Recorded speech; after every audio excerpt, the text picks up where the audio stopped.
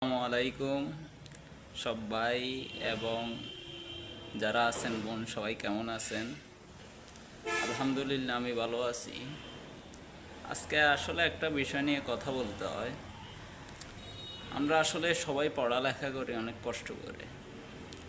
দেখা গেছে যে আমাদের বাবা মা অনেক কষ্ট করে আমাদেরকে পড়ালেখাটা করাইতেছেন। যখন আমরা এসএসসি শেষ করি তখন আমাদের নিজেদের মনের ভিতরে একটা অনীহা চলে আসে। কেউ তো আসলে ফেল করে না, হয়তো দুই একজন বা কিছু ফেল করে। তা আসলে এটা না যায় ফেল করা মানে আপনি এই পড়ালেখাটা থেকে কি বের হয়ে যাওয়া। মেন কথা হচ্ছে যে আপনি এসএসসি পর্যন্ত যে পড়ালেখা করছেন, আপনার লক্ষ লক্ষ টাকা দেখা গেছে কি এখানে গেছে, প্রাইভেট বিল, এমনকি কি আপনার প্রাইভেট, তারপরে আপনার যে স্কুল বেতন সহকার, আপনার বাড়া সহকার, খাওয়া সহকার অনেক টাকা গেছে। এমনকি আপনি এই অবস্থানে কোনো কাজও শিখতে পারেন নাই।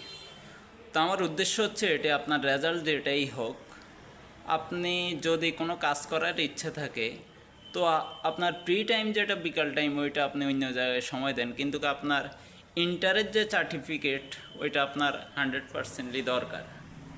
ইন্টার কমপ্লিট করার পরে আমার অনেক বাইরে আছে পড়ালেখা করে না, তারা বিদেশ চলে যাবে, এই করবে, বা বিভিন্ন আইডিয়া তাদের মাথায় আসে। বা ইন্টারেও সরকারি কলেজগুলোতে এত খরচ নাই, মাত্র 2 বছর সেশন, এরপরে আপনার ডিগ্রি 3 বছর, এমনকি অনার্স 4 বছর।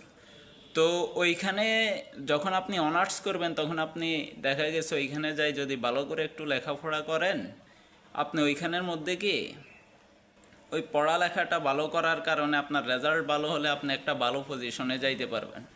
এমনকি ইন্টারের পরও আপনি যে কোনো কি প্রতিষ্ঠানে ভালো জায়গায় যাইতে পারবেন।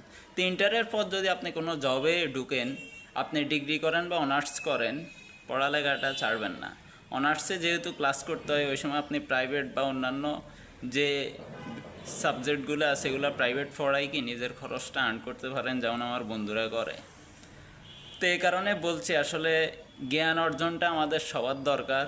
এবার জ্ঞানটা, কারণ আপনি যখন দাফে দাফে অতিক্রম করবেন তখন আপনার বিভিন্ন স্যারদেরকে, বিশেষ করে প্রফেসর যারা আছে তাদের সাথে যখন ক্লাস করবেন তাদের কাছ থেকে, তখন আপনার কি ওই ক্লাসগুলো ভালো লাগবে এবং ওনাদের থেকে কি অনেক ভালো ভালো আইডিয়াগুলো পাবেন। তো এই কারণে পড়ালেখা করব না এই শব্দটা আমরা কি আমাদের মুখে উচ্চারণ করব না। পড়ালেখা যারা মেট্রিক